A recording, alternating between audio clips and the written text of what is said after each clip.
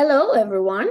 Thank you for coming to today's seminar. My name is Elena Chavujolo, and it is an honor to be here as a Polydesign alumni. And also, it is very exciting because in 2009, I was sitting where you are now. I think it was January 2011 that I presented my internship project and I received my master's degree in strategic design. It was an incredible experience that while I was in Milan, living there, coming to school, I learned a lot. And I keep saying this. I also taught the same thing during my interview as an alumni ambassador of Polydesign. But even in 2009, the program, the curriculum, the teaching methods that we experienced were visionary. And I still refer back to my course material from Polydesign for ideas to use in my current teaching now that I am teaching. Anyway, so let's go back to my story and background. After I graduated from Polydesign in 2011, and then I moved to United States in 2012. In between, since I am from Turkey, half Italian, half Turkish, I was back in Turkey with my family. And I decided that I wanted to continue in academia. So I moved to United States in 2012. I applied for a PhD degree, but here during your PhD on your way, you get another master's degree. So I have another master's degree from Georgia State University at Atlanta, Georgia. I have an MBA degree in international business, and then I have a PhD in marketing. And that's a long story. I'm not going to go back there, but because my PhD advisor at that time moved to Texas, so my PhD is from University of Texas, and then I was in Portland. It's a long story of a lot of commutes, but I'm not going to delve into that, but you might be wondering now what this girl is doing to here today. Since 2020, I have been an assistant professor of marketing at the University of North Carolina here in the United States. So I'm a 2 years assistant professor because I graduated from my PhD in 2019.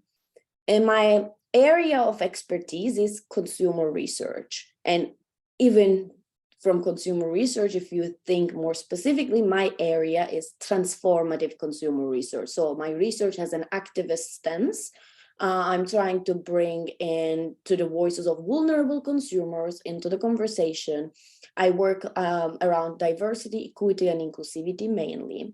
If you check Google Scholar and my publications, you will see a lot of diversity studies because, as I said, my specific niche area is transformative consumer research. And I'm a qualitative researcher, which I will explain more today. So what are we going to do today is during the 90 minutes, I will discuss new and upcoming trends in 10 categories. I try to categorize them and follow that order. I will provide a lot of example videos from United States and around the world, because I believe these examples not only makes you think more innovatively, creatively, and wow you. Some of them are so cool that I personally love to show my students, but also it will help you to understand the trends better. So that's why we will do first, I will explain what are those consumer research trends that we are seeing in the field currently. And also I will provide you a lot of video clips to enhance that understanding and to improve that understanding. And the last 30 minutes will be devoted to a Q&A session. And so if you have any questions, you can ask me at the end of the session. In the meantime, I want to apologize for two things. First, my voice, I'm sick, I'm cold, so my voice is a little bit weird. And you might be hearing background email coming voices because it is 8:30 a.m. here. And basically all my colleagues woke up, all my students woke up. So a lot of emails might be coming in. Those are the voices that you might be hearing from my computer. Anyways, I hope you enjoyed this seminar. I'm so excited. So let's start. Let's start with data and why data is the world's most valuable asset.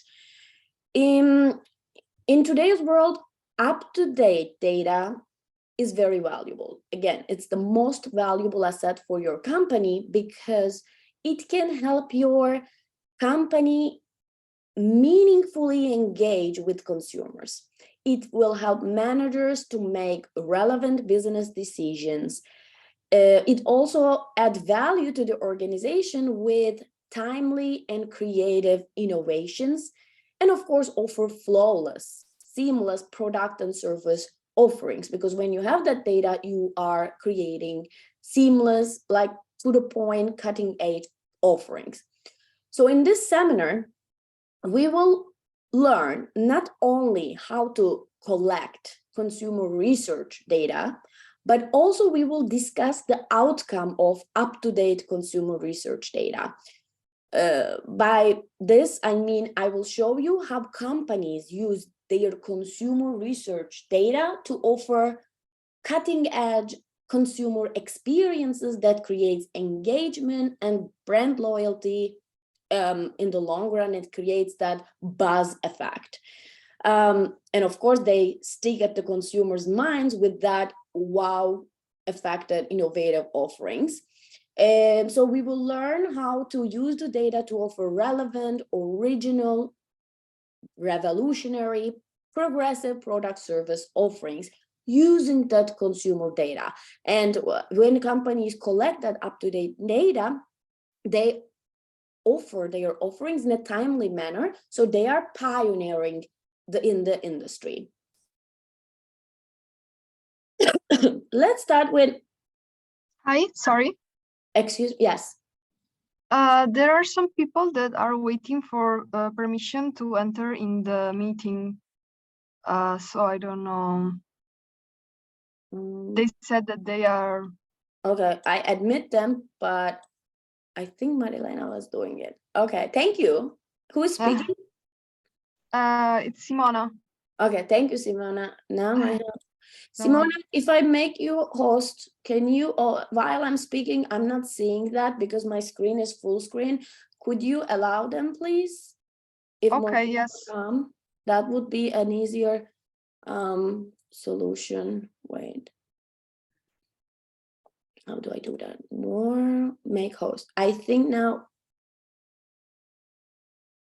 you are the host also.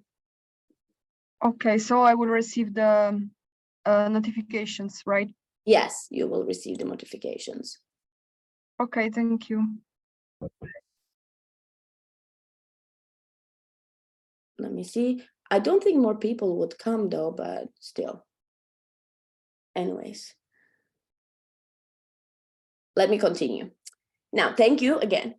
Now let's start with understanding the traditional consumer research. So why we need consumer research?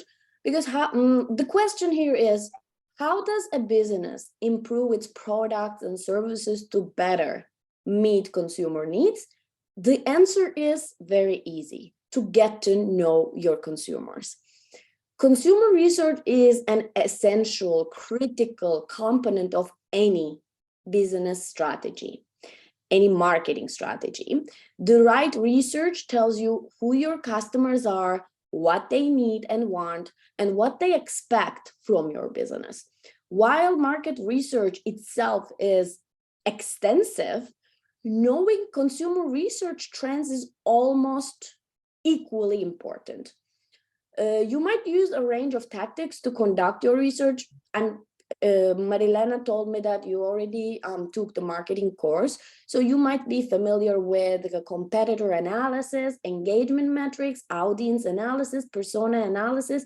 These are a few places to start, but if your tactics are no longer relevant to today's landscape in your industry, then you need to find another ways to do your consumer research. So surely you cannot rely only to in-person questionnaires, surveys as your entire consumer research strategy anymore. This isn't 60s. We have evolved, and so has the world. So you cannot expect to use the same strategies for research forever. That's where knowledge of trends and consumer research can help you. And in this seminar, we will cover some of the top market research trends, so you can meet your consumers where they are. You may know your consumers' desires, and of course, at the end, the ultimate goal is to grow your business, to learn how to grow your business. But again, we will not only cover how to collect the data or where to look for the relevant consumer research data, but we will also cover the end result of how to use that data, how those big companies are using those up-to-date data and offer that different ideas, different offerings, different unique, original, revolutionary consumer experiences based on that consumer data. So you can think about it as a circle, that we find the data, we change, adapt our offering, and then we change our offering, we collect new data from that service, from that application, from that adaptation, and again, with that data, we again innovate, we produce a new offering. So it's like data helps us to innovate, and those innovation helps us to collect new data.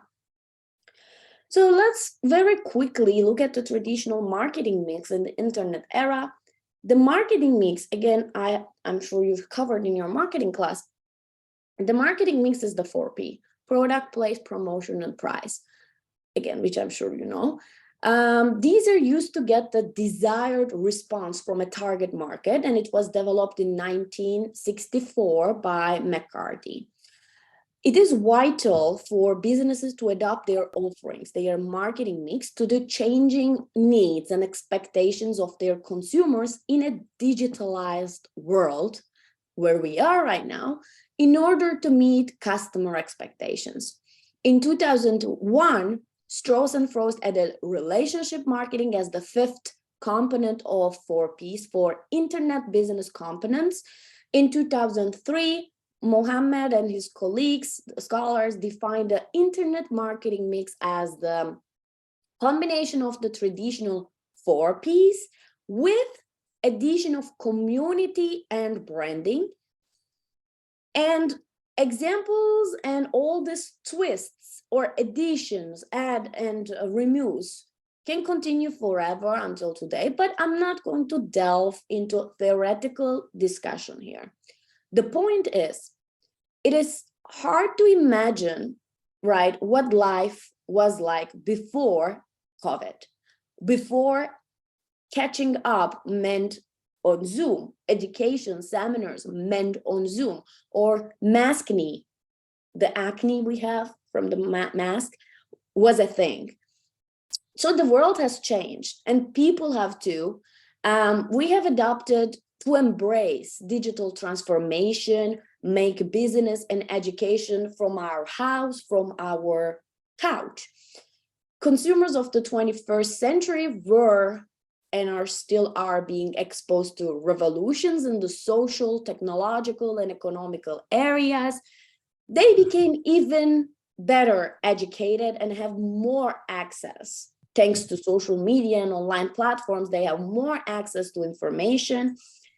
In other words, consumers are no longer passive. They're no longer passive agents of products and marketing communication information that you are providing to them.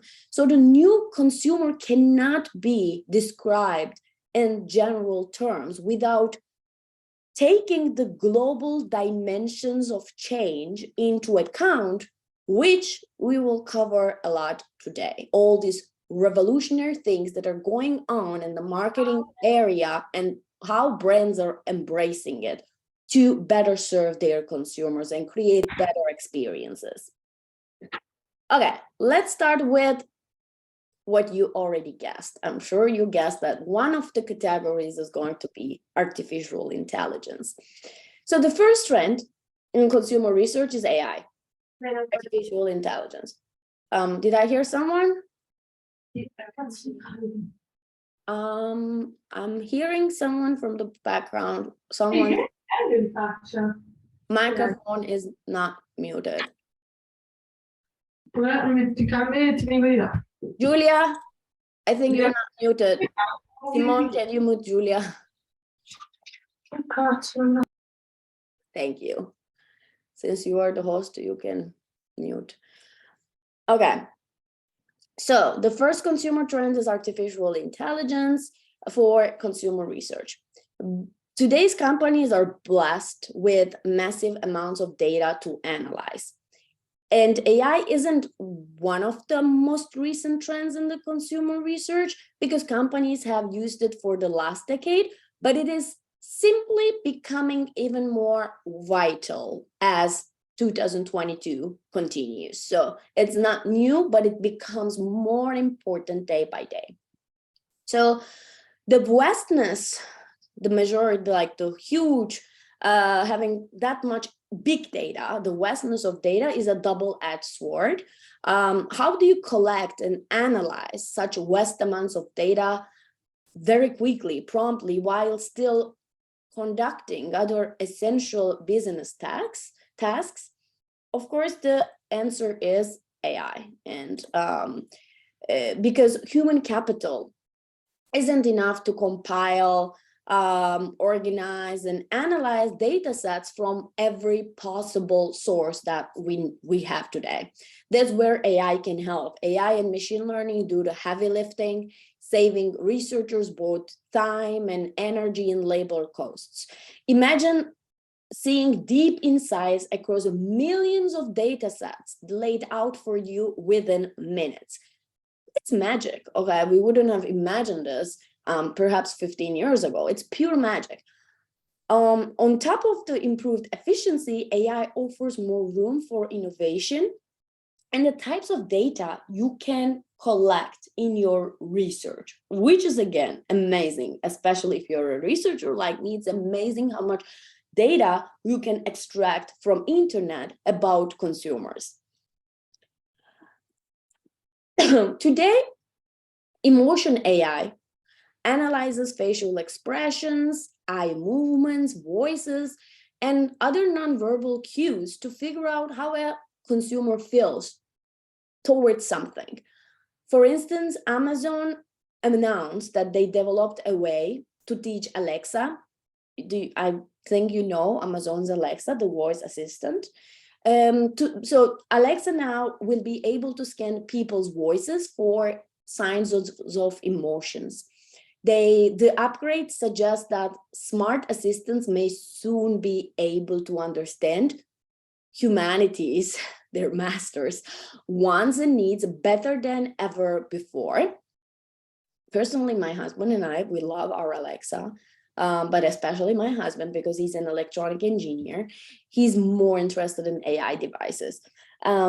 We have Alexa at home and we use it for anything because we have a lot of other electronics that syncs with Alexa.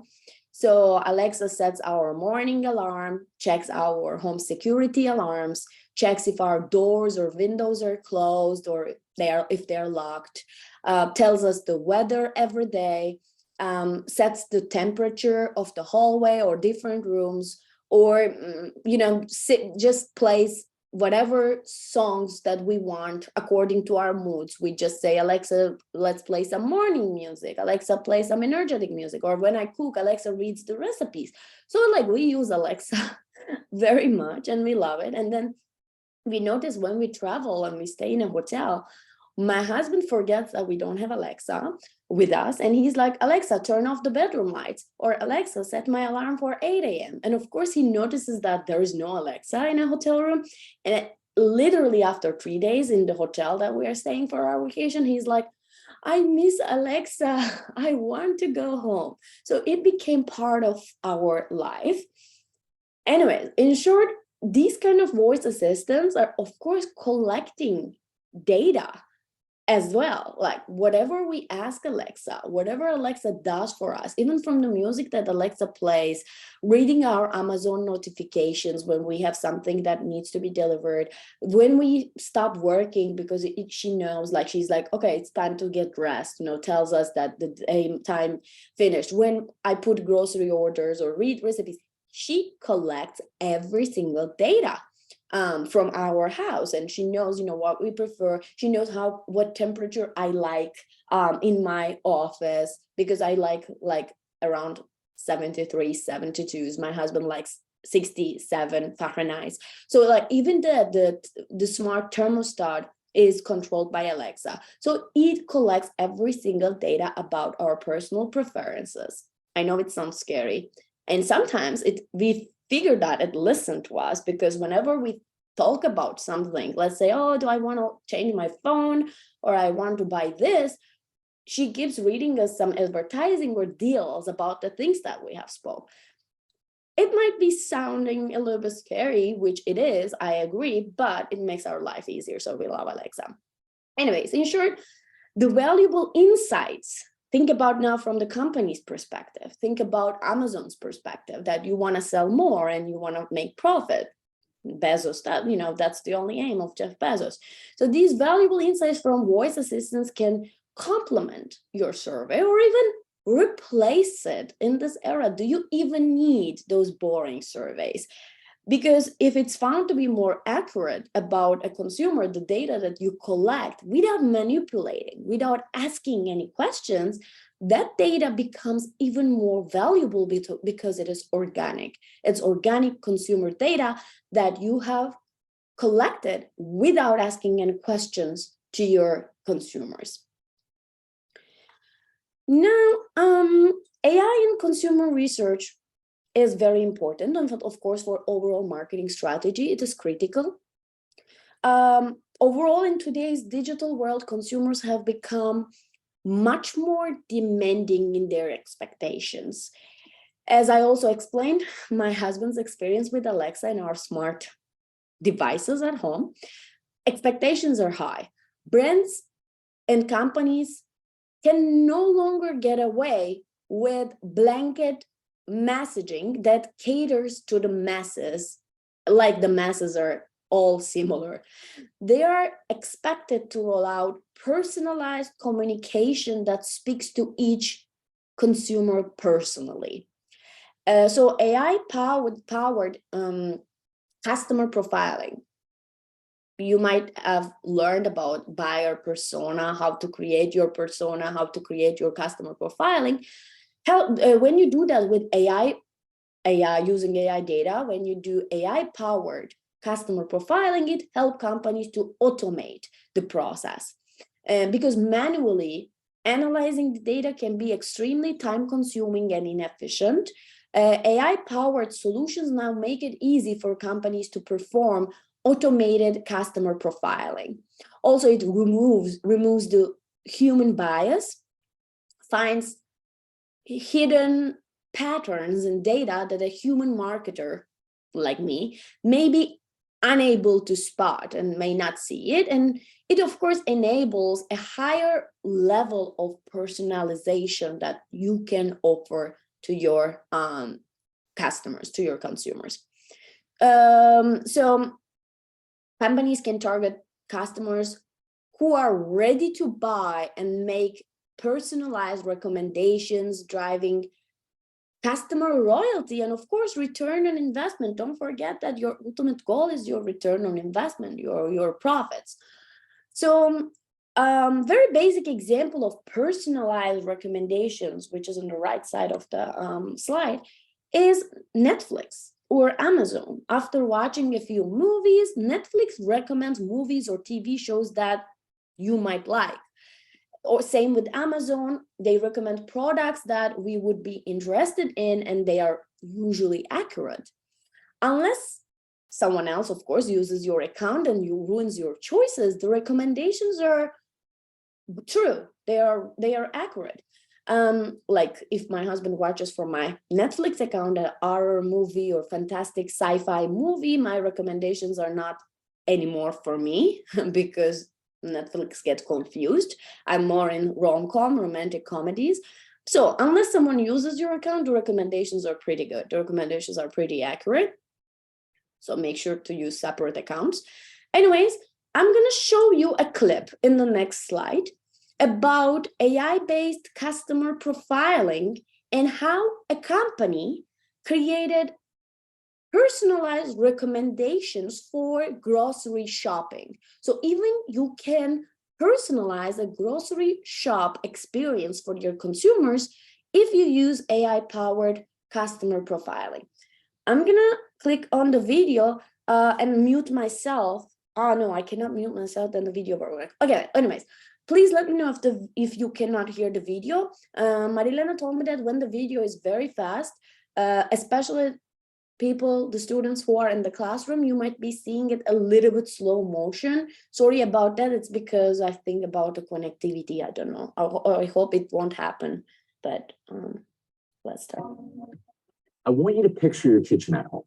And if you're like most people, you can trace many of your groceries back to the original source. And so it's this farm to table sense of knowing the local grower who's responsible for your produce. I spent a lot of time thinking about the future of the retail grocery industry. Today, about 10% of US shoppers are buying their groceries online, and that's steadily increasing. With new technologies like IoT, like artificial intelligence, this concept of a smart kitchen that could restock itself, we're not very far away from that. Grocery retailers are challenged to match smart kitchens with smart aisles. Grocers who are securing the edge are the ones that are investing behind AI platforms that are designed specifically for retail. They're actually built on retail-specific data. Over the next 2 to 3 months, it learns the behaviors and the preferences of your actual customer base. And so in the end, what you have is a highly accurate forecasting model that can help you make inventory decisions, that can help you make pricing decisions, and can help you design the optimal promotions that's going to ensure that your products are moving off the shelves. Data is only useful if you can process it quickly and you can process it efficiently. And if you can do that, you turn data into real intelligence that you can use to personalize the customer experience. My smartphone can ping me with a personalized discount that's crafted for me. And so if I click on that discount, I can be presented with a store map to actually find these items. And now I can be guided through the aisles with shelving that lights up as I approach it.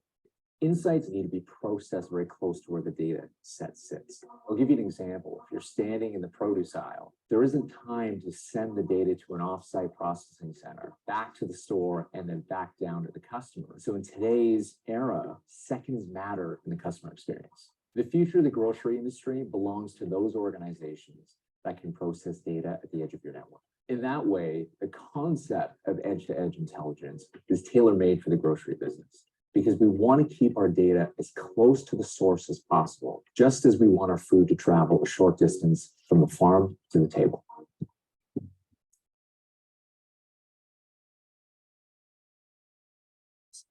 Okay, so this was an example of how even grocery industry is using data, but as I mentioned when I started this presentation, processing that vast amount of data is the key, and this is where the AI can do the heavy lifting and can help you, because you need to process your data very quickly before the trend passes, before it fades away. So because you're going to process it, you're going to learn about your consumers, and then you're going to innovate and offer something in a timely manner. You cannot be hopping in that brand wagon when everyone is moving to another one. You need to be there when all your competitors are there. Let's move to the second consumer research trend, which is also, he mentioned in the video about intelligence, but we're going to focus on mobile app intelligence and its connectedness. The need for mobile app intelligence is rising across all industries globally. And with an average person opening a mobile app 11 times per day, over 90% of mobile time now being spent on apps on our smartphones, an average of 40 apps installed on a consumer's, like ordinary consumer like me, like you, on a smartphone. And knowing that, consumers launch at least 2.6 times an app each day. Any app. I'm not talking about social media apps. They're probably like 5 times more than that. But any app each day, there's no doubt that apps are very important for a consumer researcher like me, and overall for consumer research industry. I'm sorry. Let me get a sip. So the ability for companies, for organizations to track, to monitor app intelligence is no longer a nice to have, but it's a must. It is required. You have to be there. With the ability to see the app traffic, it's easy to spot how consumer behavior are changing, and it allows managers and consumer research analysts to measure the impact of apps in the market that they are doing business in, and also in the industry. So with a complete view across the digital landscape, companies can track how the new era of mobile-first consumers spend their time and money online. With those apps, from Apple Wallet to any company app that you do shopping, all this data is saved. Don't forget, these are your digital footprints, fingertips, because you're leaving data like how much time you spend on a specific app, what did you add to your cart, how many days you left in your cart, how many minutes it took you from your cart to complete the purchase, how many times you relaunched the app to check the product, how many wish list items you have in that app or in that company. You know, everything, and every single thing that you do when you touch this smartphone, oh, it's here, is saved as data, okay? And of course, companies collecting this data, but they want more to innovate and to do something different. To, as I said, this is like a circle. You collect the data, you adapt your offering. From that offering, you collect new data that your competitors don't have access. That's the tricky part. You innovate, you produce a service, you produce an app, you offer a different product that keeps collecting specific data for your consumers, for your customer base, so you innovate again. Now I'm going to show you an example from Amazon Go. I don't think in Italy there is Amazon Go. Are there? Okay, I can see the class. Marilena told me there are 3 people from the United States in the class. Can you raise your hand? I can, okay. So you might be familiar with Amazon and Amazon products and Amazon Go better than anyone in Europe or other parts of the world. But Amazon Go opened in Seattle, and now I'm in Portland. Seattle is 2.5 hours drive away. So Amazon Go opened in Seattle. It's a new kind of store featuring the world's most advanced shopping technology. No lines, no checkout, just you grab the item and go, okay? Because from your phone, when you have the Amazon app, you just use the barcode to get into the store, and then anything you grab from the shelf is actually added to your basket or removed from your basket. And you just check out, you just walk out from the store, and because the app with the sensors knows what you have bought, you just get billed on your Amazon app. And this is how also they collect data from Amazon Go stores, which is specific to Amazon Go customer base. Let's watch the video. 4 years ago, we started to wonder,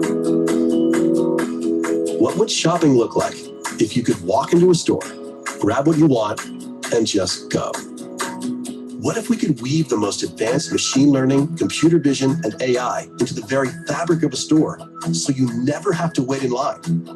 No lines, no checkouts, no registers. Welcome to Amazon Go. Use the Amazon Go app to enter. Then put away your phone and start shopping. It's really that simple. Take whatever you like. Anything you pick up is automatically added to your virtual cart. If you change your mind about that cupcake, just put it back. Our technology will update your virtual cart automatically. So how does it work? We used computer vision, deep learning algorithms, and sensor fusion, much like you'd find in self-driving cars. We call it Just Walk Out technology. Once you've got everything you want, you can just go. When you leave, our Just Walk Out technology adds up your virtual cart and charges your Amazon account. Your receipt is sent straight to the app, and you can keep going. Amazon Go. No lines, no checkout. No, seriously. So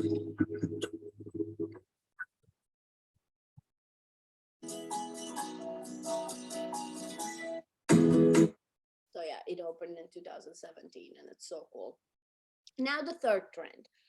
The third trend is humanity in the consumer experience. This is actually the result of consumer research. What we learned until now from consumer research, that we need that humanity aspect in consumer experience. So again, this is what companies learned from the data, and they innovate accordingly. They adapted their offerings based on the insight that the one thing humans still have over machines, robots, algorithm is the ability to leave the script and go above and beyond in the name of delivering something really great for the consumer. Computers can confirm, but people can smile. This is the key. Humans' interaction is going to become increasingly valuable in a tech-dominated world. But the way we get the most out of it is to combine the human aspect with the digital aspect in the right way, in the balanced way. So in today's world, it's not enough to capture technical markers like age, location, and gender, because today's consumer expects a personalized experience, and you can give it to them without knowing psychographic data. Psychographic is one of the segmentation methods you might have learned last week in your marketing class. So that's why I'm not going to explain what it is. So basically, what is their attitude towards everything, towards life, towards shopping, towards their values, their relationships. So their attitude towards everything is within psychographic data. Are they introverted or extroverted? You also want to learn where their values lie and if they align or how they align with your brand values. So you use those deep, personalized insights to infuse more humanity into their experience. You might send a check-in email asking them if their last purchase helped them solve a problem, or you will refer to them by their name, or when your chatbot, the robots, when we chat for a customer service, address them online, you can teach, to refer your customers by their name, etc. But you need to include that humanity aspect in your digital experience design. I'm going to show you this matrix. This is the human transformation and digital transformation matrix. So there are two kinds of companies: die fast, strong today, not enough tomorrow, when digital becomes human, which we covered lastly, and the fighters market. So what is die fast company? Die fast companies are the companies that have neither digital qualities nor human qualities. They have nothing. At the heart of, they don't have digital or human quality at the heart of their customer relationship. So they are failed, like they are failed to quick death. They are doomed to a quick death.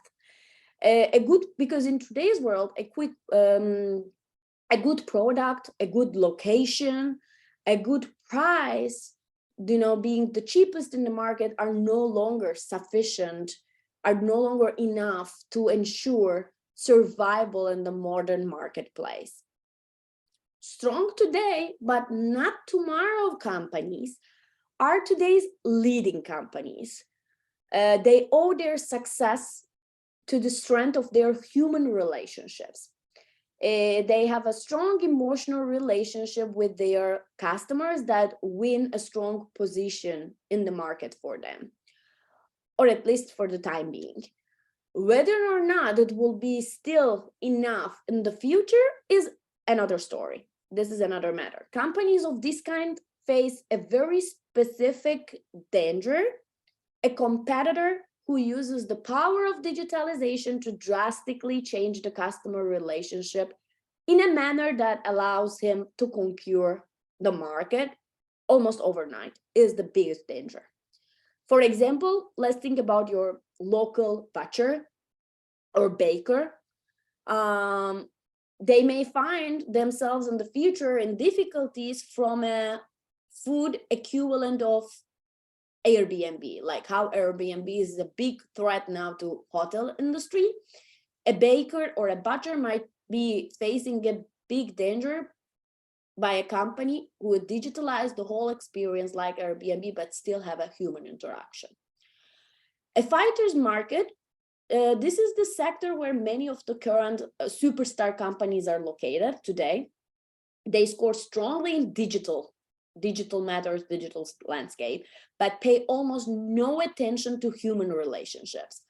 Companies like Facebook, Google, Booking.com, Amazon.com have perfectly working, like seamless, flawless digital interface. But they also have a seeming desire to avoid human contact wherever possible. They don't want to include any human interaction. A limited number of companies will probably be able to continue with this business model in the future and still survive. And let's talk about when digital becomes human. So the successful customer relationship of the future will build on both the rational digital perfection and emotional, the human touch. The point at which the customer relationship excels in both its digital and human aspects. In other words, when digital becomes human. Innovation is still needed in both these dimensions. Both companies recognize that they still have work to do in the digital domain, but they often overestimate the current quality of their human contact with their customers. Just because companies today still work primarily with people, this does not mean that these people necessarily bring an added value to the relationship. I mean, it used to be a dilemma that you would have to make a choice between customer intimacy and operational excellence. This was like a going on dilemma in marketing world, but with contemporary modern technology, it is now a false choice. You can have both, you can have it all. The proper technology in place with the properly trained and well disposed human touch can help neutralize the negative emotions of your customers and bring out more joy in the experiences they have.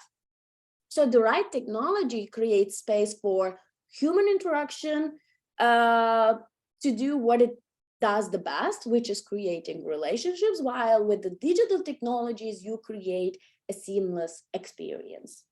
So this is where we are heading when digital becomes human. As an example, as a case point, Airbnb.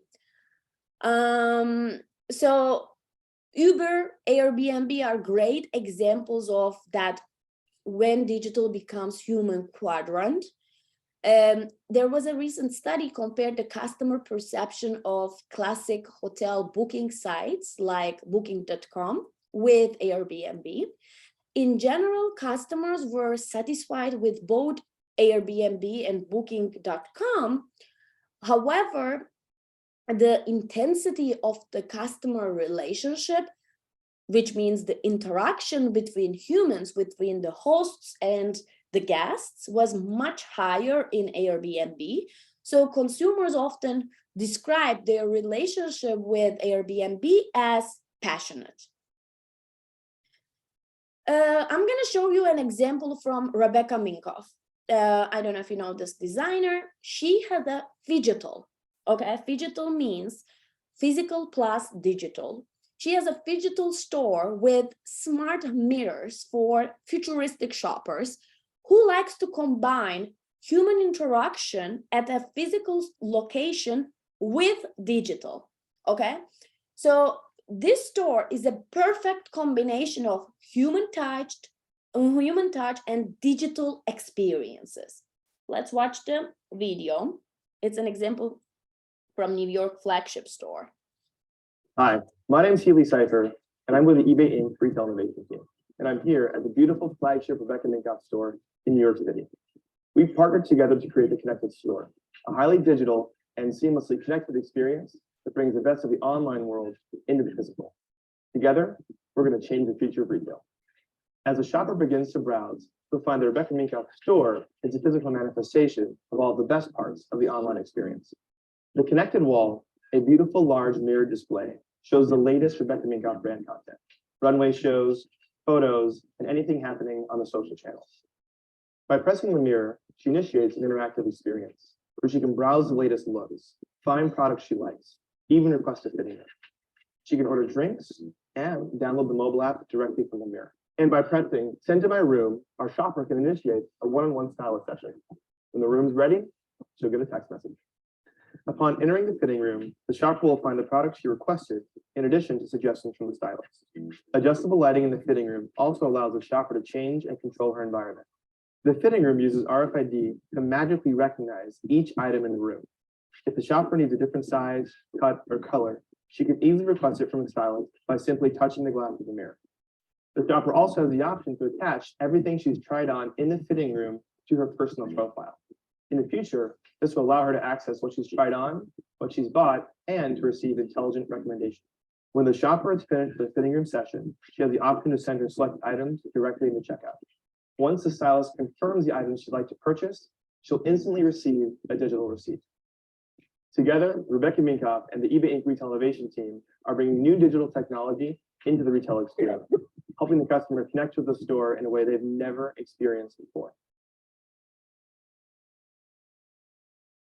Hi. I didn't have the chance to visit the store yet, but I'm looking forward to. So you're going to be innovators. You're learning how to innovate, how to create product service systems, but you need to beware because AI, artificial intelligence that we have talked, which all these things are based basically, is not a complete replacement for human capital, as you see. It is a supplementary tool. You still need people to serve, to create customer excellence, to brainstorm growth strategies and apply insights to businesses, business day-to-day tasks. So what is the bottom line here? AI is one of the most important market research industry trends to scale your business and reach your consumers, but you need to use it in tandem with strong talent, like we see in the example of Rebecca Minkoff, with a combination of human touch and human service. Now, let's go into our fourth trend. The fourth consumer trend is social listening on social media. Social media listening involves extracting, pulling data from all social media platforms to see how customers are interacting with your brand, with your product and industry as a whole, including your competitors. You can find actionable insights from online conversations on social media and monitor social engagement metrics. You can keep track of brand mentions, of course, you know, how people are writing about those brands, but also common search terms or phrases. So it helps you to understand your consumers' online activities.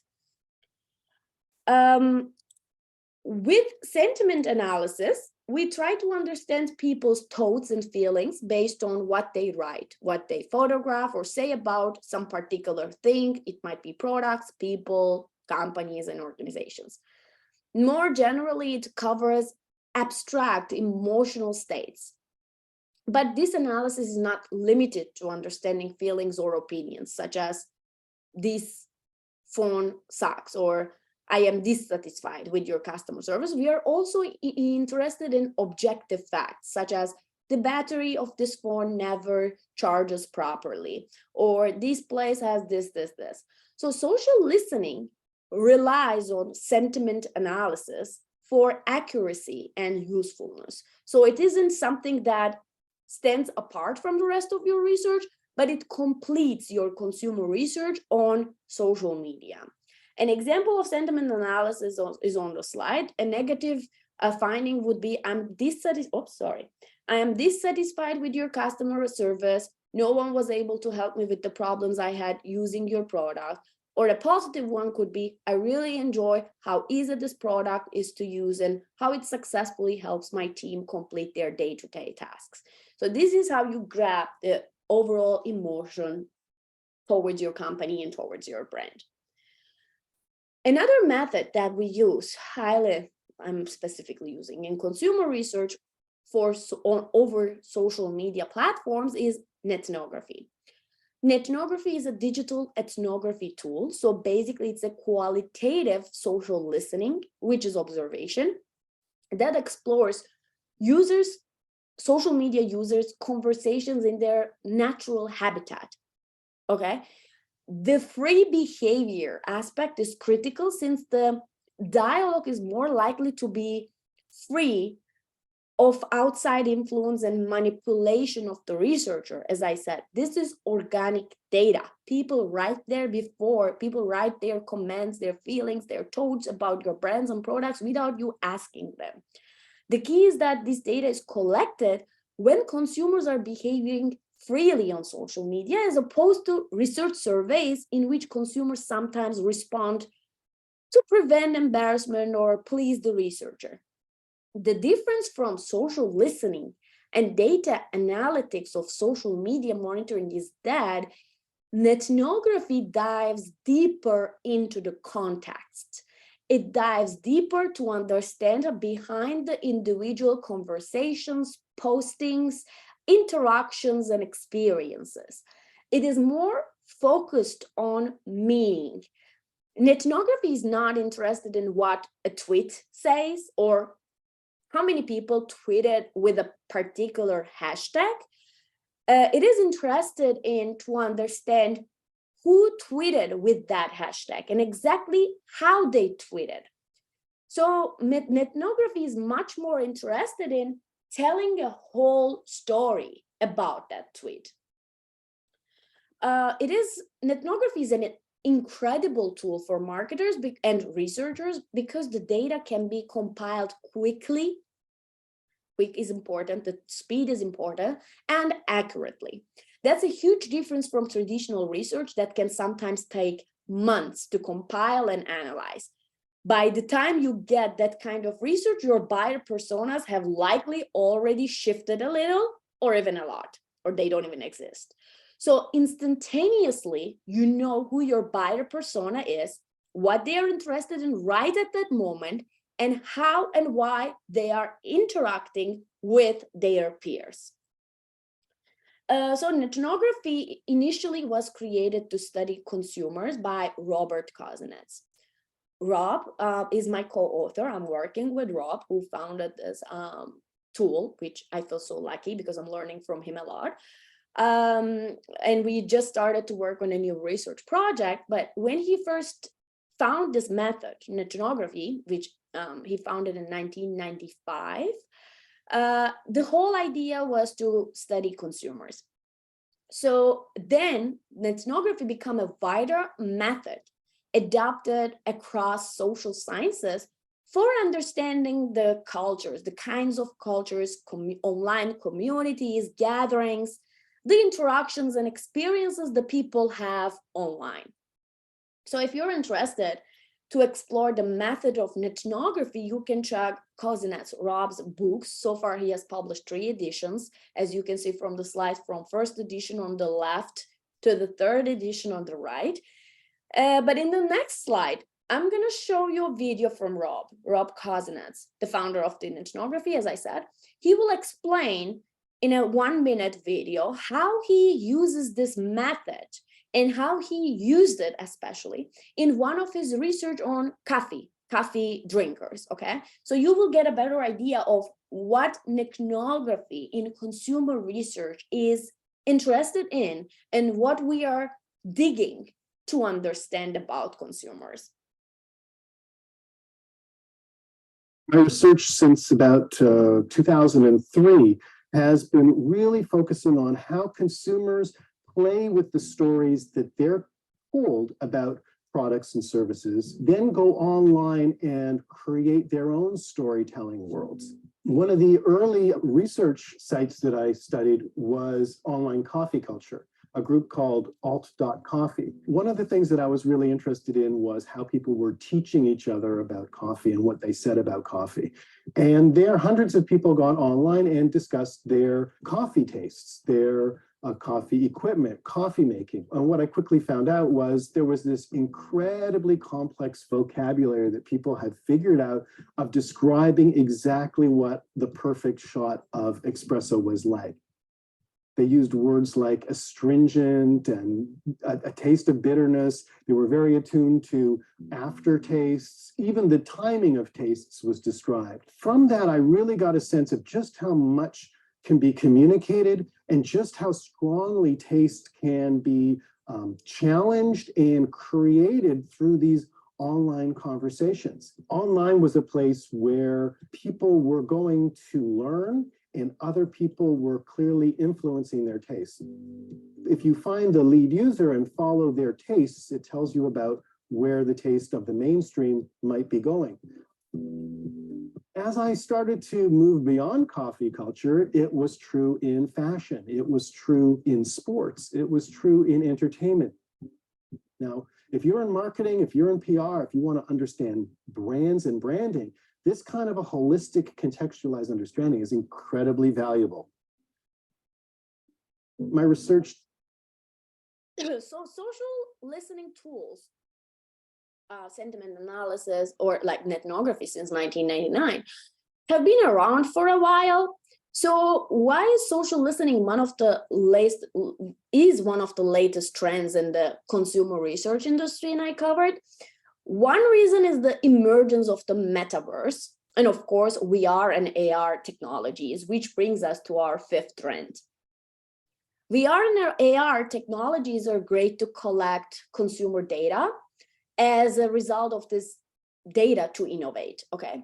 To design product and service offerings that creates engagement, you need to know what your consumers are interested in. So whether it is attending a professional conference at a virtual hotel, shopping for our avatar in a virtual mall and having the digital items delivered to our real life home, attending virtual concerts, music events, jogging along the Great Wall of China, and swinging through the Empire State Building with or as a Spider-Man, we will all work, shop, socialize, and perhaps live in this all-encompassing ecosystem called metaverse. Metaverse uses virtual reality technologies and other augmented reality smartphone apps, which plugs your consumers online even more. So most people enjoy the idea of designing themselves in a virtual world by inhabiting a new body and taking the online identity of their avatar. Users in metaverse establish an avatar to represent themselves, as you may know. They have the freedom to explore the environment, interact with other users, produce their own digital content, and even exchange products and services in world currencies. This is also called avatar-based marketing, but this is another topic. I'm not gonna go there. I want to talk about how we collect data as companies in metaverse by digital humans. Digital humans are fully AI created humans, and they play a significant role in the metaverse construction. AI-driven digital humans are 3D chatbots using natural language processing to react and respond to user activities in a human way. Remember our third trend, we need that human touch. But they do this in a virtual reality setting, which is metaverse. So AI-driven digital humans can see and hear users and can engage in human-like discussions and interactions by using speech and body language and hand gestures. To better interact and serve their customers, brands, retailers that open stores in metaverse, such as Disney, Balenciaga, Nike, and Coca-Cola, are actively investing, and they are interested in AI-driven digital humans. Aside from providing seamless customer experience and service, AI-driven digital humans can have dynamic discussions with customers, which allow businesses to collect huge data sets.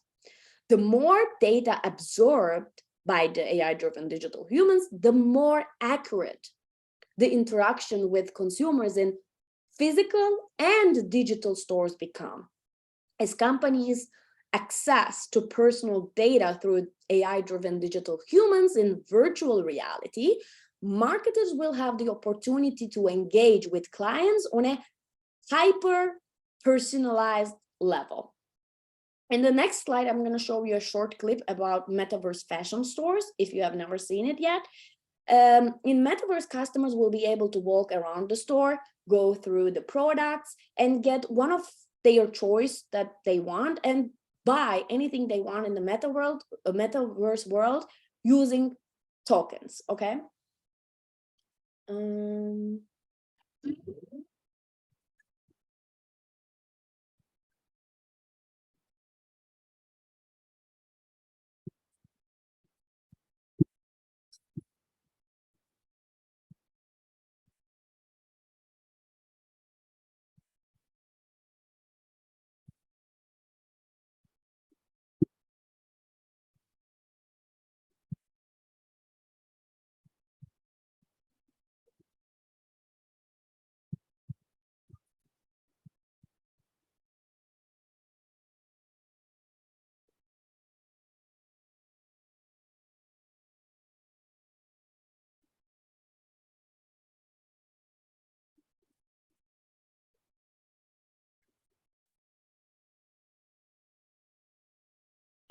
Oops. Another example, another metaverse example is from Zara. I don't know if you've seen this, but this fast fashion Spanish brand, Zara, you're all familiar, wanted to make sure that its customers, its consumers can fully express themselves even in the metaverse. They created a first of its kind release on collection called Lime Glam. So, okay, let me do this while I'm speaking. You can see from the website, the stylish metaverse players can add to their 3D closet pieces from Zara, the limited edition capsule from this limit called the Lime Glam, and that includes platform sandals to satin dresses, denim jacket, and nail polishes. You can buy also the same item for your real self and for your 3D avatar on metaverse to wear also in the metaverse. And of course, all these clicks and buys, they are consumer data for Zara. Let's see. I think, yeah, it's still going on. You can see this was their metaverse collection. Oops, okay. Now I'm going to show you an augmented reality example from Lowe's. Lowe's is using augmented reality to transform the in-store shopping experience. It is an in-store navigation app, which also ties back to our second trend, mobile app intelligence, to make their experience more efficient and fun, and to make their experience smooth to find products in store. The app uses computer vision to detect position in the real world, so a customer can follow turn-by-turn digital directions like a GPS in the store that appears before them to pick up any Lowe's product they need, and it shows the most efficient route to go to that aisle. Let's watch their video.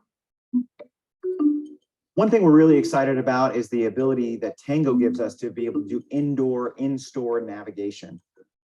And it will just drop digital breadcrumbs that will take you exactly to the place that you want to go. You can use your Tango phone and it will show you more information about the actual product and those kind of things that really help you to be able to make the decision of what you want to buy when you want it.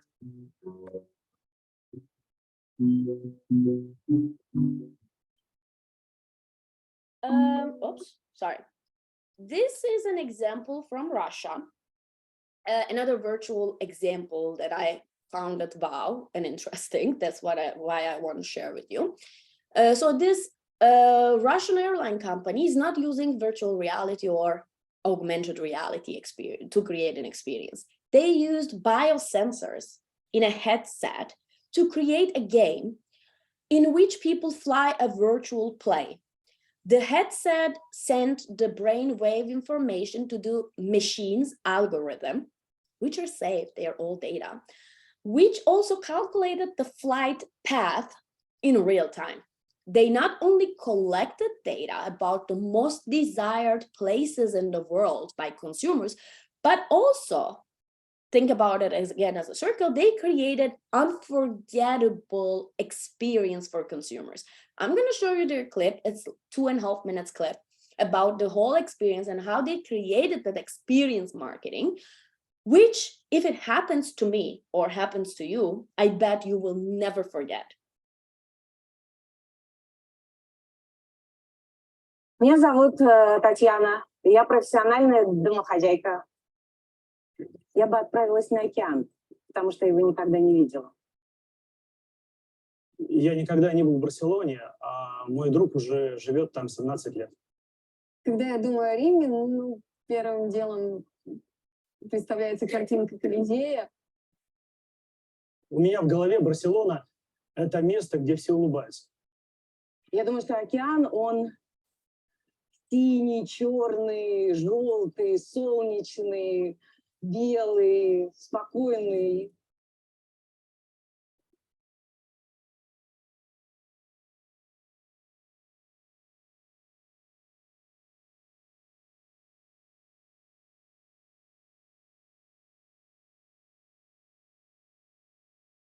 The imagination machine is a game of skill where participants use biosensors on their head to fly a virtual plane towards their dream destination.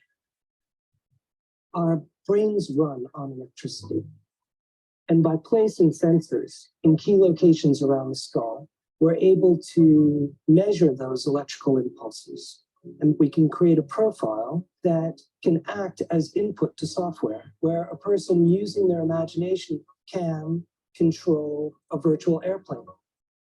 The first step in using the imagination machine is to choose the place you want to go.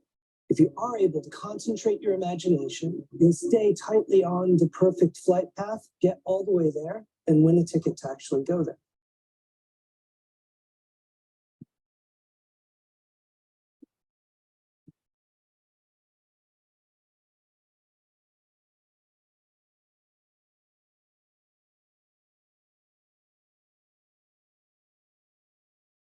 It's really interesting to think about people dreaming of a place that they want to go that they haven't been to before, because they'll have to create a mental image of that place and concentrate on it for the length of the game.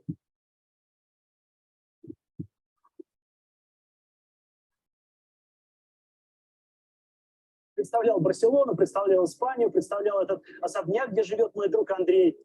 В какой-то момент подумала о том, что мне сегодня надо еще молока купить там, и тут все пошло коту под хвост. Я в абсолютном шоке, просто я не верю. Я не верю. Выиграл билет. Зачем они верят? Кстати, скажите, что нет. And the old saying that if you can dream it, you can do it, in this case is actually true. If you can actually concentrate on your dream place, you can go there.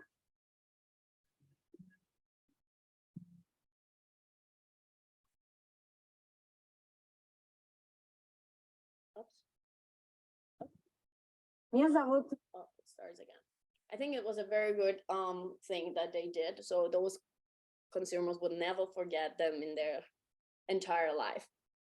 So the consumer research inclusivity is one of the latest trends in consumer research field, which brings us to our sixth trend.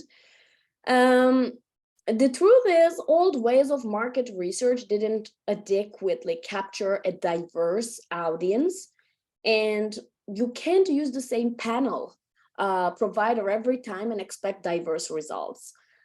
And you can, nor can you ask the same survey questions, use the same demographic markers to categorize your audience.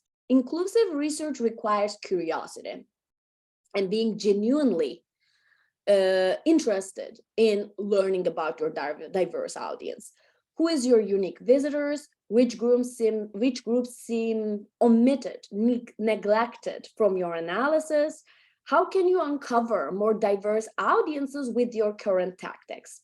Once you have the diverse data set, you need to design product service systems that are inclusive. So, I'm going to show you an example from Sesame Street we all grow up with Sesame Street. The TV show has been very active in bringing forth awareness of current issues, social issues like racism, homelessness, poverty, differences in views, and in raising awareness of autism. In 2019, Sesame Street introduced a new character called Julia, the first character on a TV show, on a children's TV show, who has autism. Of course, the idea was coordinated with Autism Speaks, a nonprofit organization focusing on research and bringing more awareness to autism among families and kids. After getting the data and understanding the need in the society, they framed autism not as a negative thing, but as a new perspective to gain. Let me show you the video clip about Julia. Oh, hi, Julia. I'm Big Bird. Nice to meet you.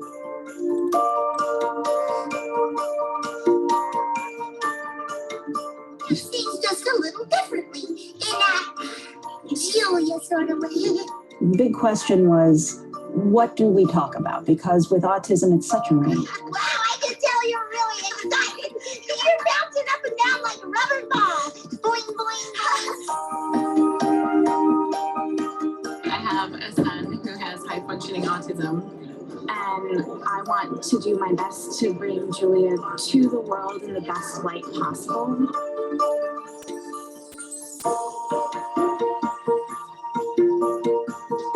We can play side by side like we do sometimes.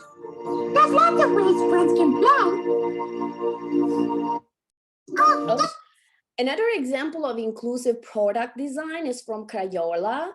Crayola brand that produces crayons and school supplies launched a new set of crayons to celebrate the colors of the world, showing crayons that make up all of the different skin colors of people. And to do that, Crayola partnered with the Mob Beauty and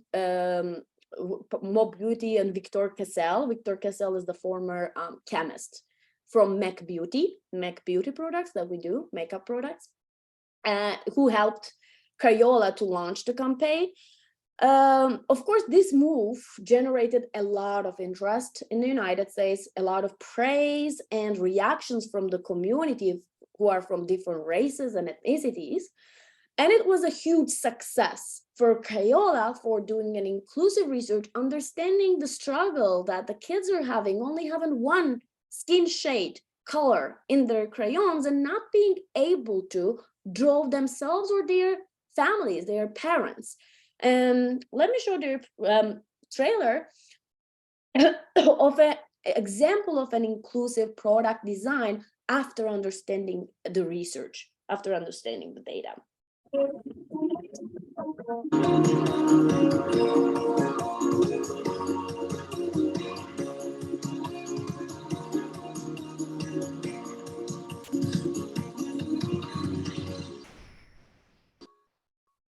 True selfie. Oops.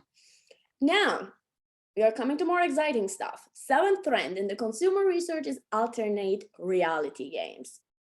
In addition to all, I don't know if you're into games, but in addition to all the Mafia Wars or World of Warcraft players out there, other people are getting into even more immersive type of game, which is called alternate reality games. Alternate reality games are made up of cryptic messages and puzzles, clues for players to investigate and solve a puzzle together, scattered across the internet, often using some element in the physical world. Alternate reality games are designed to present the illusion of reality. Players move through the game as themselves, they are not avatars, and they work together to uncover clues and complete challenges that are left by the game designers. An alternate reality game may ask players to solve clues that they find in real life physical locations before using the solutions to unlock information that is available in digital format. This may include finding a symbol written on a monument in invisible ink that is only visible through the use of an app on your smartphone or tablet. So it's a modern form of treasure hunt. And because alternate reality games involve 2 or more different media, they are called transmedia social games. All touch points, again, all digital footprints, fingerprints are data for consumer research. They provide capabilities that allow high quality, externally valid social, behavioral, psychological research in virtual and real world contexts. So I'm sure you, at least, even if you didn't watch familiar or heard about Stranger Things on Netflix, in season 3 of Stranger Things, 2 actors star in an ice cream advertising for the fictional ice cream parlor Scoops Ahoy. In the advertising, the actors explained that a special flavor of ice cream will be in Baskin-Robbins stores. A real American ice cream store is Baskin-Robbins. And they give a phone number. So the phone number was a rabbit hole, and one that 15,000 people followed the calling the number that they saw on the TV show. The message launched and co-branded alternate reality game by Baskin-Robbins and Netflix. It was a collaboration. And the game script was heavily tied to Stranger Things plot, and clues were embedded in the TV show and in the 2,500 Baskin-Robbins physical stores. In fact, the game had to be solved using 1985's technology. You will understand what I mean better when you watch the clip. Before the game was solved, players depicted secret messages in Stranger Things music and even considered traveling to Iran to complete the puzzles. Oops, don't go anywhere. So about 5,000 people solved the game, and the first person to complete all the puzzles won a trip to the Stranger Things set and a lifetime supply of ice cream from Baskin-Robbins. And 10 other winners received free Baskin-Robbins for a year, which is not bad at all. Okay, let's watch what kind of an alternate game was it. Stranger Things has more viewers than any Netflix show in history, and fans that are completely obsessed. During season 3, those fans were obsessed with Scoops Ahoy, the fictional ice cream parlor at the center of the action. As a Netflix partner, Baskin-Robbins decided to take the fictional world fans love and make it real. All we had to do was become another brand. Days before the season premiere, Baskin-Robbins stores in the US and Canada turned into Scoops Ahoy's overnight. We served USS Butterscotch. USS Butterscotch, you gotta try it. And fans waited for 8 hours just to get in. At the season premiere, we launched the Scoops Ahoy ice cream ship, and cast members served ice cream to shocked fans. Then we released the Scoops Ahoy commercial straight out of 1985. Ahoy! Ahoy, sailor! Get on board the USS Butterscotch, the new Scoops Ahoy flavor sailing into Baskin-Robbins. It's the flavor teenagers can't stop talking about. Scoops Ahoy! When viewers called the number at the end, they were led to Morse code that we'd hidden in store. That was just the beginning of Operation Scoopsnet, an alternate reality game that turned players into characters in the Stranger Things universe. And to make it feel real, players could only use technology available in 1985, like landlines, fax machines, and Telnet, an early form of the internet. So how do we crack it? For 2 weeks, players descended into a rabbit hole of 160 pages of new storyline, using conversations with Dustin to close rifts opening across the country. We even monitored players' chats and worked their names and comments into the game's storyline in real time. In all, over 500,000 people played Operation Scoopsnet, creating an 11% sales lift and an 150% sales lift in Scoops Ahoy stores. And the top finishers each received a prize. Free ice cream for life. Not bad for a fake brand. My we came to my personal preference, personal favorite example of alternate reality games. This is a cool example from Jay-Z and Bing. I love showing this to my students here in the United States, and they usually find it very cool. Bing and Jay-Z, actually Jay-Z's publisher, partnered for a campaign to market both the book Decoded, written by Jay-Z, and the search engine Bing. Bing is like Yahoo, Google. Okay, it's a search engine. They placed all the pages of Jay-Z's book on the locations where it took place and showing them in Bing Maps, like Google Maps. Think about Bing Maps is like Google Maps. I'm going to show you the video in the next slides, and I hope it runs smoothly, not from the behind, so you get as wowed as I am, because again, this is my favorite alternate reality game that you do not only collect data, but you create that incredible experience in the minds of your consumers. Okay.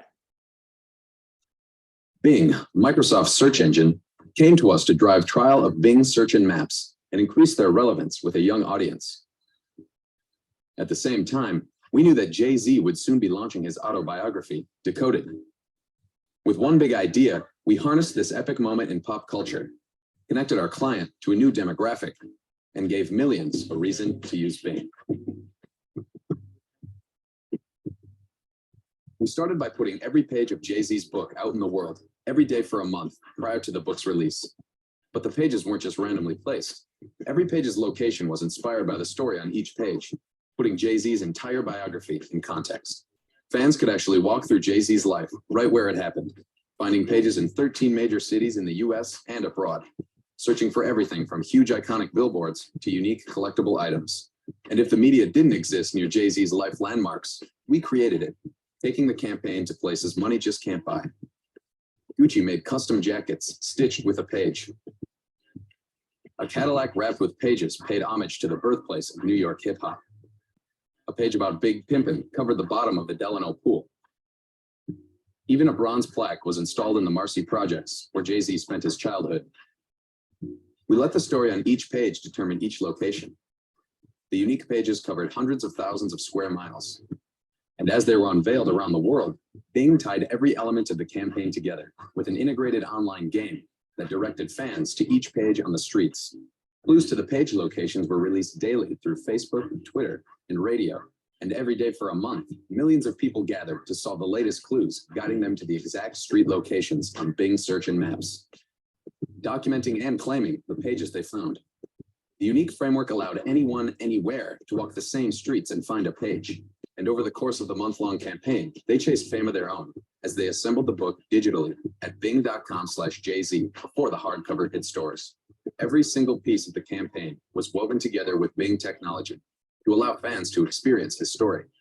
Average player engagement on our website was over 11 minutes. Jay-Z's Facebook followers grew by 1 million. And Decoded hit the bestsellers list for 19 straight weeks. Decode Jay-Z's success was covered by every major news outlet, every major cultural influencer. Even other celebrities weighed in. Bing became part of the pop culture conversation. And in only 1 month, Bing saw an 11.7% increase in visits, entering the global top 10 most visited sites for the first time, and earning 1.1 billion media impressions.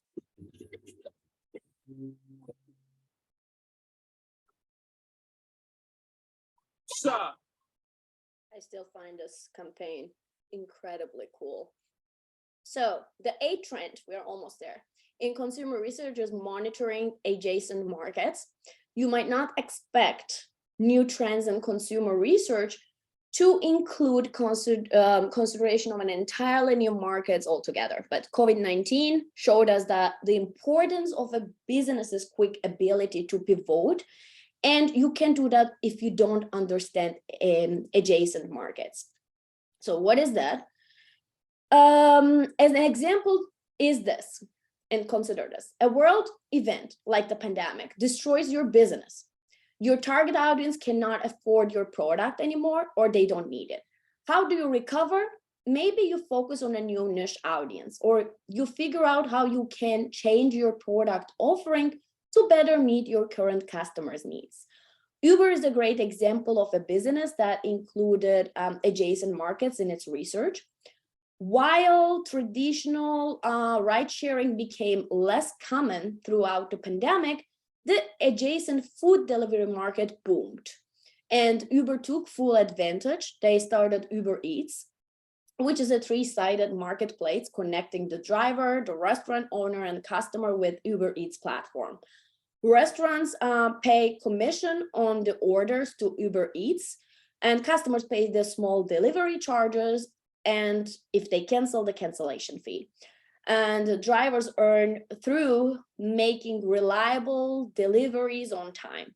I was going to show you more videos, but I'm running out of time. So I'm going to go quick, but I can share the links later. So I'm going to switch the video about Uber Eats and come to this chart.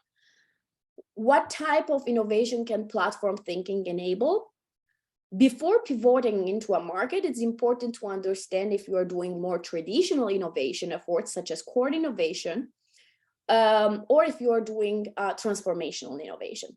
Core innovation is about serving better your existing customers or improving your existing offering, your product and service. You need to understand if you are doing adjacent innovation, which is exploring markets that are adjacent to yours, where you can easily pivot, leverage your leading position in the core market, such as Uber example. Or you need to consider if you are doing transformational or systemic innovation, that where you create new markets and go beyond the consumer, explore new relationships between the brands.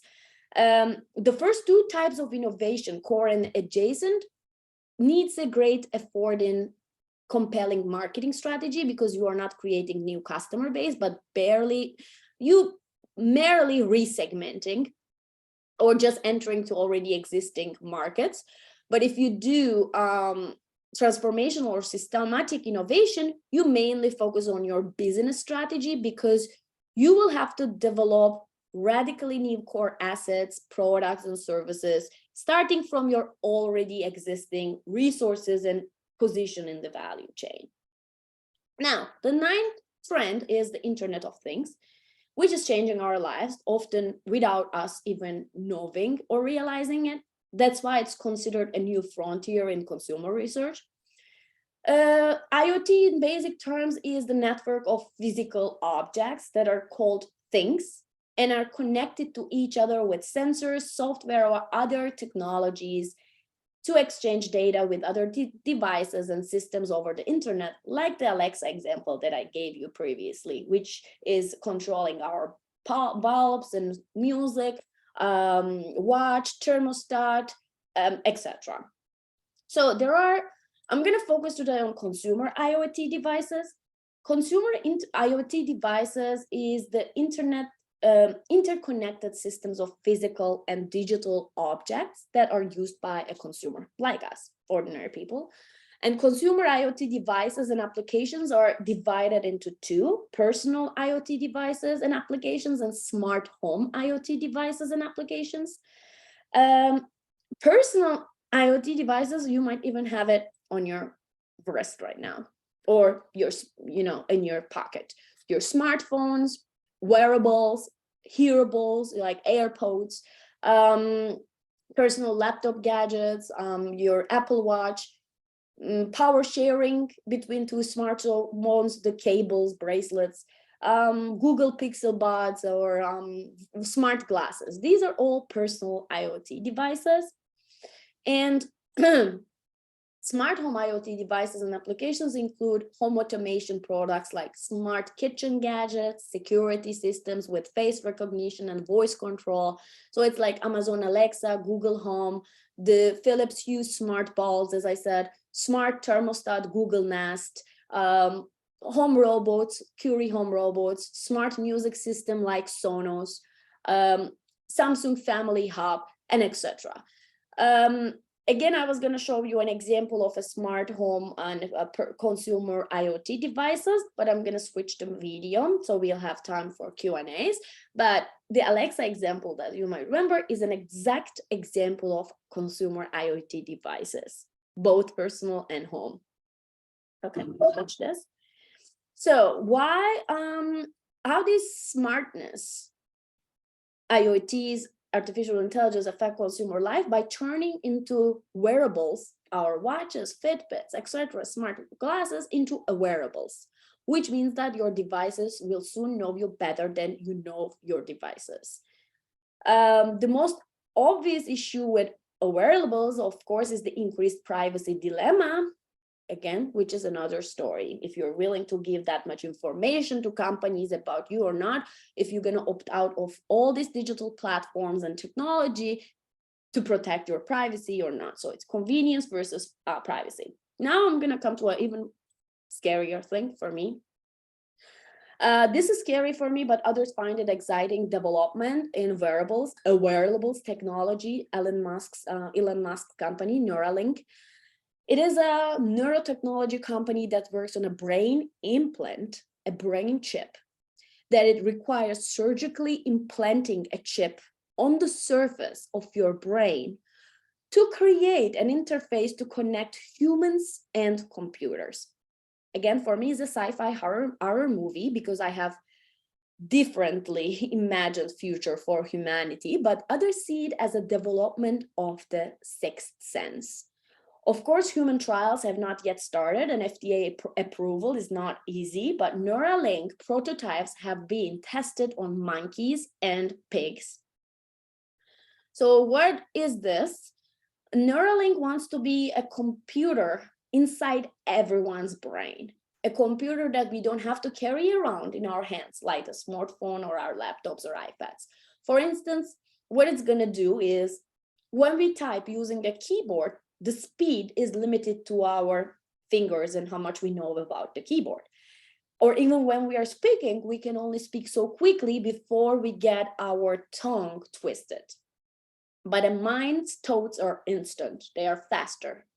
Neuralink may eventually be able to capture these instant thoughts and transcribe them into instant communication faster than the words can leave the mouth. You would control your devices through your brain by thinking, and every thought and move in this situation is data for Elon Musk, for the marketers, of course. He's going to sell the data. I'm not sure how much we need that. I'm not sure how much we need, especially to track the thoughts within people's brains, but it is coming soon. And a friend of mine just switched from being an engineer at Intel to Neuralink in San Francisco Bay Area. Okay, the last trend and the 10th trend of today's seminar is automation and efficiency. As I said, oh, by the way, I need to text Marilena to tell them that we are finishing in 5 minutes. Okay, the last and the 10th trend of today's seminar is the automation and efficiency. AI, again, helps you sift through more information to find insights, sure, but where else can you find efficiency?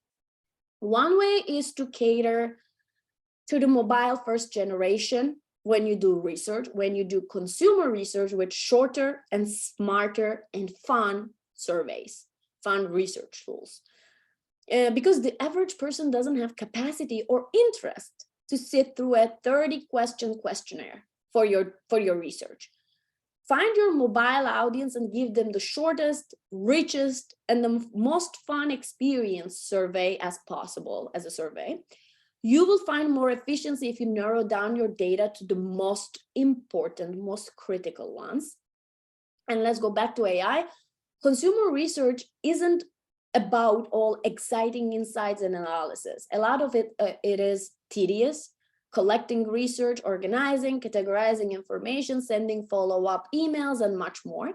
The latest trends in consumer research demand that you automate these time-consuming tasks for your marketing and business strategy, so you free up your time for more meaningful work. So what does it all mean? Here is the third. Consumer research has never been so exciting. I'm super passionate about what I do, and I'm super passionate about being a consumer researcher.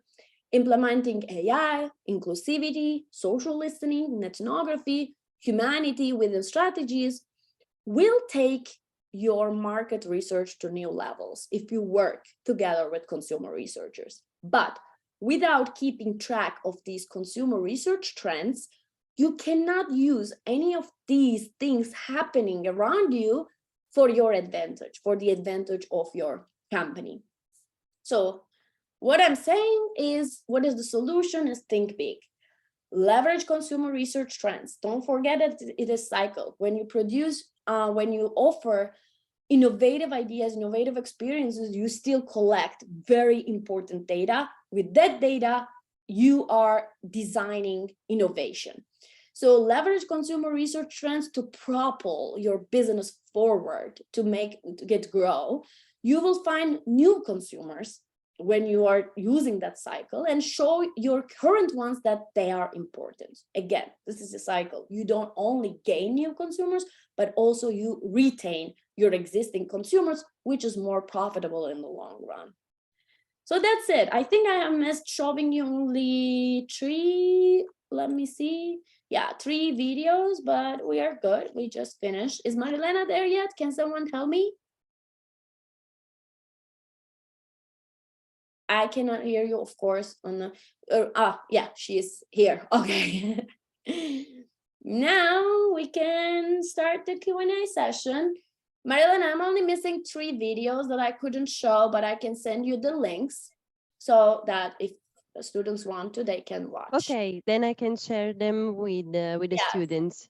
But they're like very short videos, like 50 seconds or something each. 3 videos are missing, so no worries. Okay, so we start the Q&A. Yes. Questions? I see Helena online on the Zoom. Okay. Yeah, hi. Yes. So I have a couple of questions. So going back to the Amazon Go example, you need a lot of trust in the company, right? Because like, you know, you would get thoughts of like, what if they charge me more? What if they charge me for something I didn't get? And then how I deal with it. And I'm not sure how trustworthy I would be about that yet. But I do know a lot of people who use it. So you have to have built a lot of trust in the company to do something like that, right? Yeah, that's true. But Amazon is very well known with their customer service. Like for the 10 years that I'm in the United States, I have never had even one negative experience with Amazon. And we basically buy from rice to risotto from today. I ordered my coffee capsules from Amazon.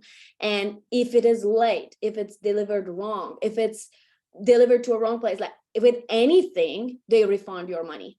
You don't even need to give an excuse to Amazon. You don't, like one time I said I didn't even like I opened the coffee, I didn't like it, and they're like, oh, we are sending you a replacement. What do you want? So it is customer excellence is in their core that, for example, I would just go to that store because I know 100% with my based on my previous experience online with them, that if something goes wrong, if they charge me by mistake, if the sensor makes something wrong, and if I'm charged more than what I bought, they will refund it. If they're not going to cost for one salad or one, water or soda, they're not going to ruin their relationship with me. They just refund it immediately. So the trust is correct, but they somehow, if you're a regular user of Amazon, you somehow have that trust. I know everyone in my neighborhood currently buys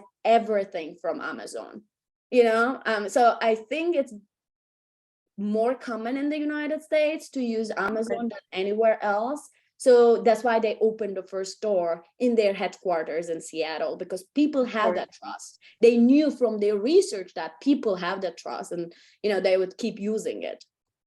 Right. It's just, yeah, it's a company that already has it, so they can afford to do this kind of thing. Yeah. Wow.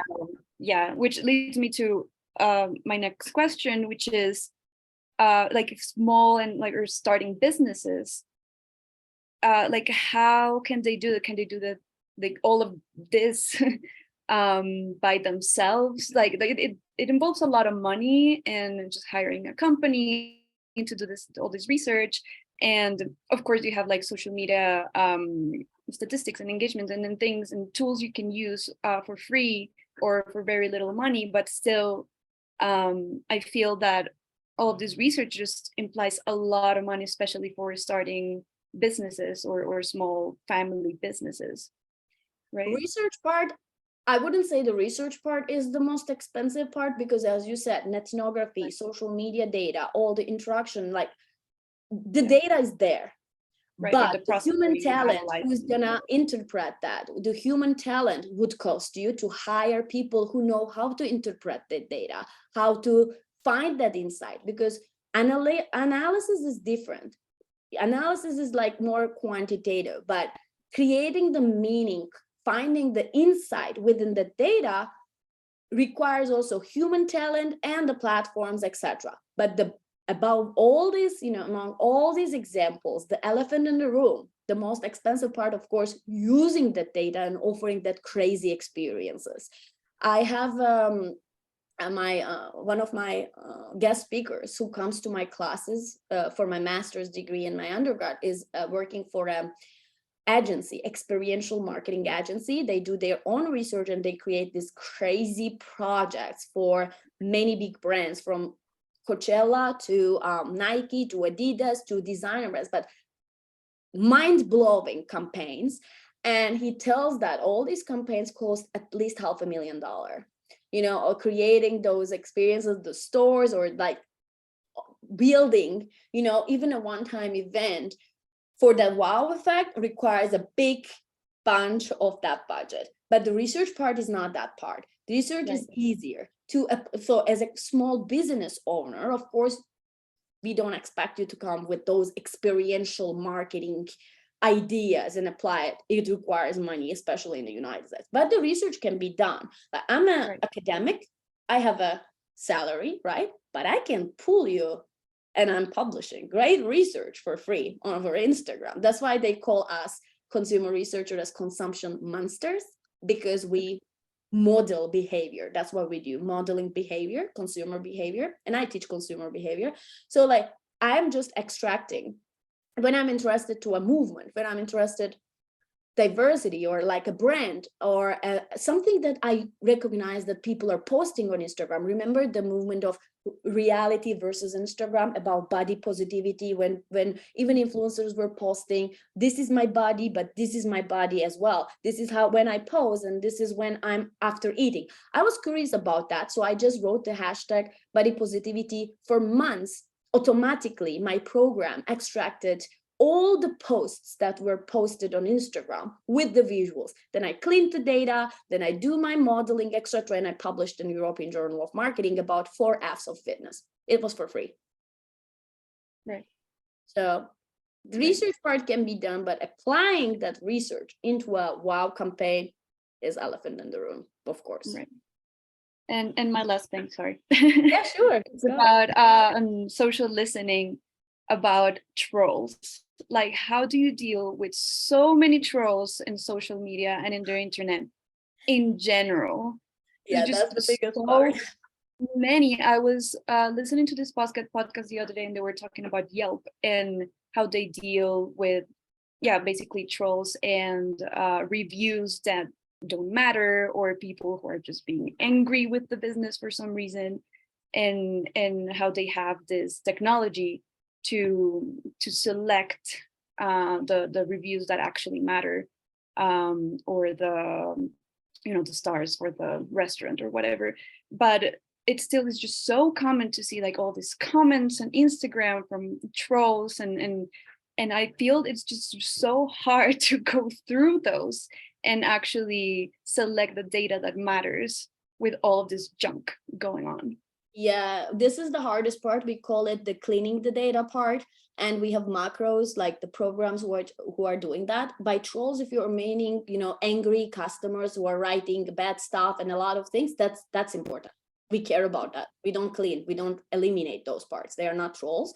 What trolls are like, I clean emojis. Sometimes I don't, because emojis are emotions. But if it's, I clean non-Anglo-Saxon languages, if it's Chinese, if it's different language that I cannot process, I understand, I just eliminate those. I keep the angry writers, I keep the emojis. Sometimes I delete if it ruins my social network analysis. But there are programs for that. There are many programs that you use to clean. You say like, get rid of this, get rid of if it includes words like this. So you've kind of, when you look at the data, when you dig the data, you kind of figure what kind of words you do filtering really. What kind of words trolls are using, and you decide as a researcher what you want, what you need or not. Does it include human bias? Yes, because I am the researcher. Of course, it includes human bias because I decide what to include and what to eliminate. That's why AI and other like Python, other tools and algorithms that we work on with coding helps us to do it. But still, that human thing, human brainstorming, human talent to interpret, to clean the data is important.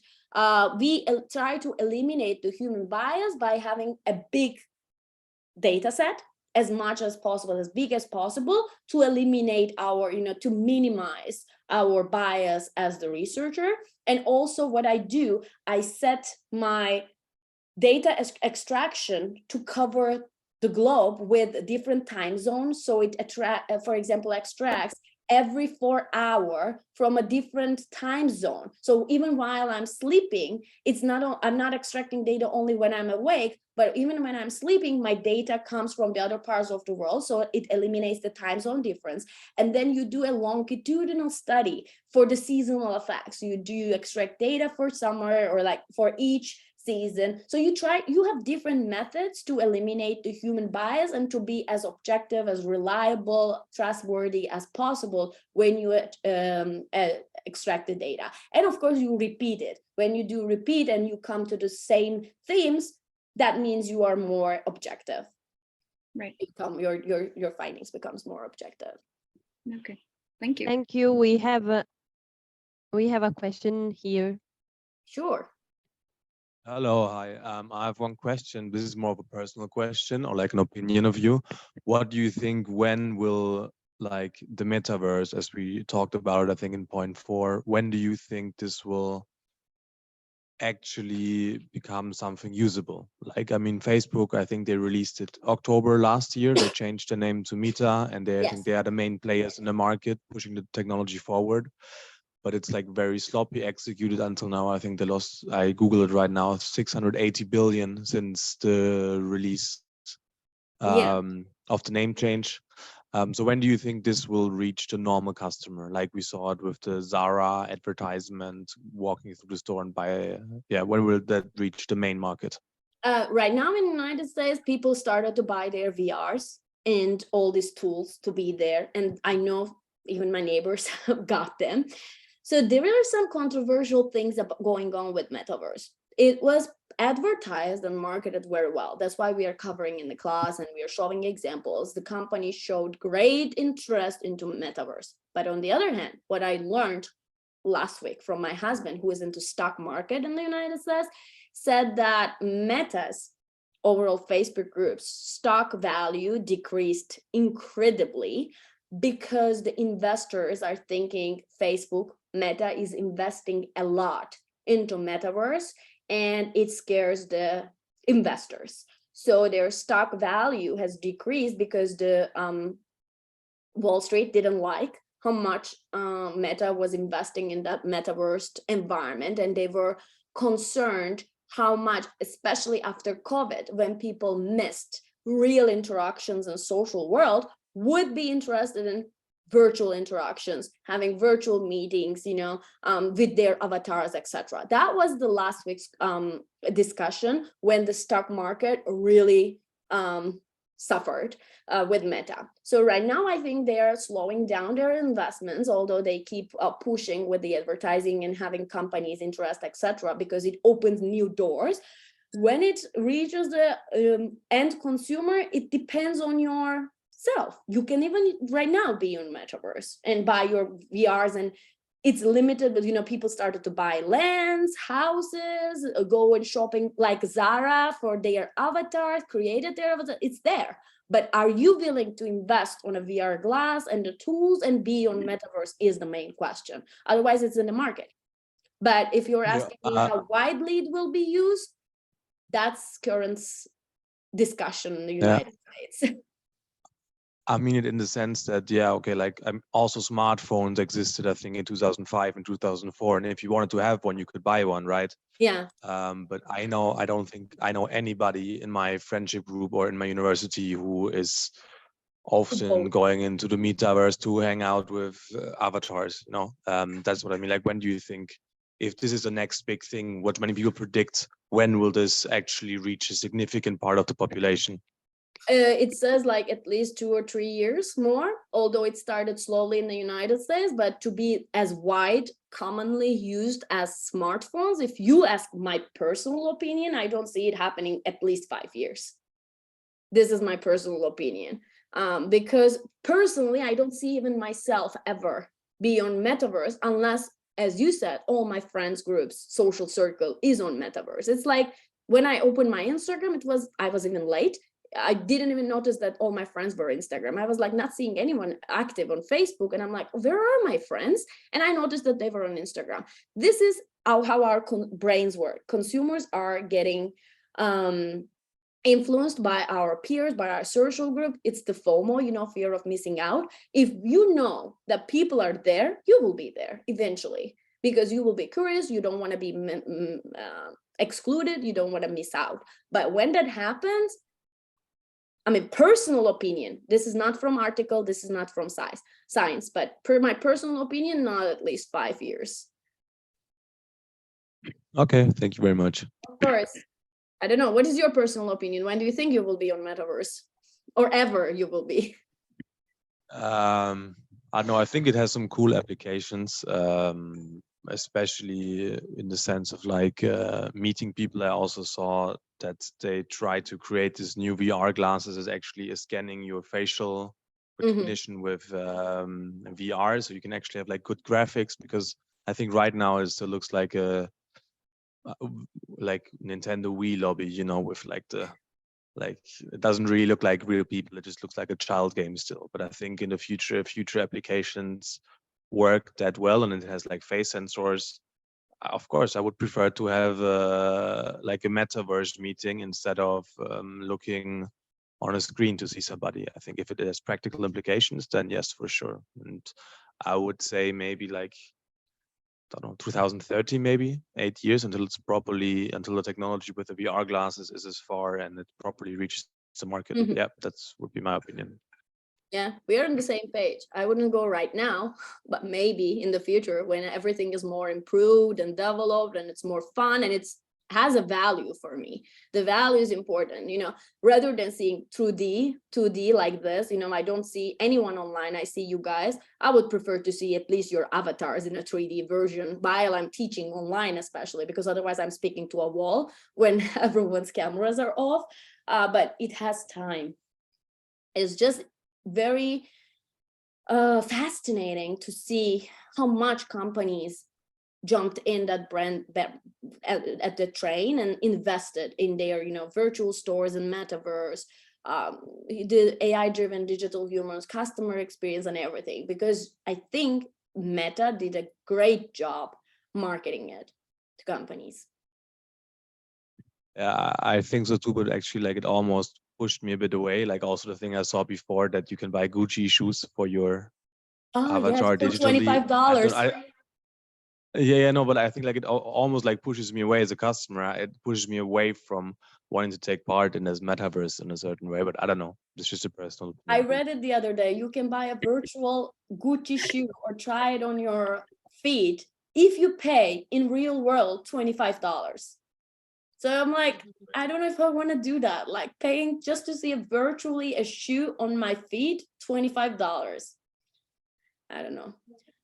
Thank you. Other questions? Thank you. I see Francesca. Yes. Hi. Hi. So my question is regarding the time. So it takes a while when taking the data and analyzing the data. So for these big companies, how much time they have once they have like the results to be able to act and create these wow campaigns, because it's a lot of investment to be able to miss, the momentum. So how long they have not to miss this trend they already paid to investigate? Yeah, so that's a tricky question because it depends how much people work in that research team, how big is their department, how much money they pay for their researchers, and it's all about budgeting. So yeah, I hope Paul was here to explain that part in practice, because I'm in academia and I do for academic research, but it takes me at least 6 months to collect the data, analyze it, and put it into a report. But for them, what he tells, I can tell you that once they have a brief from the company, this is what our consumers want, and this is what we want to do. If they have 1 week to come up with an idea, campaign idea, it's for them great. They have 3 to 5 days to pitch an idea once they have the brief from the company, and the brief comes from researchers. This is what consumers want. This is where the trends are going. We have to do something this, and then you go to an agency if you don't have an in-house agency. And this agency, experiential design marketing agencies, comes up with all these wow campaigns.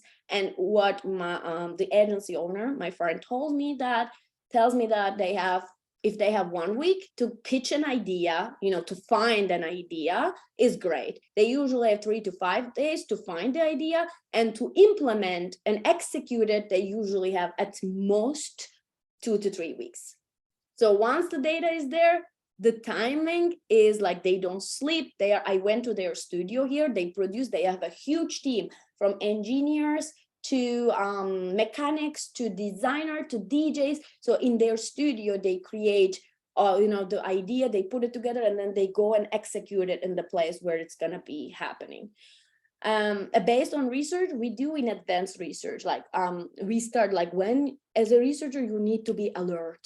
You need to be following the trends, what is going on. I'm always on social media. I follow what people are talking. It's like I spend literally 2 to 3 hours on my own social accounts just to explore on the explore page, just to see what's going on, what are the trends, what are the rails that people are posting, what is the conversation going on. When I notice something regularly happening, when I saw a pattern, I'm like, let me go and see what is this. I open my analysis, I download some data, small amount, 1,000 hashtags, 2,000 hashtags, well, whatever, 2,000 posts. And I put it into a pre-analysis to see if something interesting is there. If not, throw the data. If something interesting is there, then I focus on it. But it's constantly monitoring, constant monitoring. It's not like, oh, let's see what is happening in the research world this time. No, you're constantly alert of what is going on in the social media world, in the online world, in society, trends, and what people are talking and the conversations are going on. Okay, thank you. Sure. Thank you, Lena. Of course. I think we don't have any questions here. Was everything clear? Did you guys enjoy? Are the examples? Was everything clear? Yes, everything clear. Okay. I hope you enjoyed. Thank you so much. Thank you for listening to me. It was fun. Have a great day. Have a great evening. Thank you too. Bye. Bye. Thank you so much. Bye. Bye.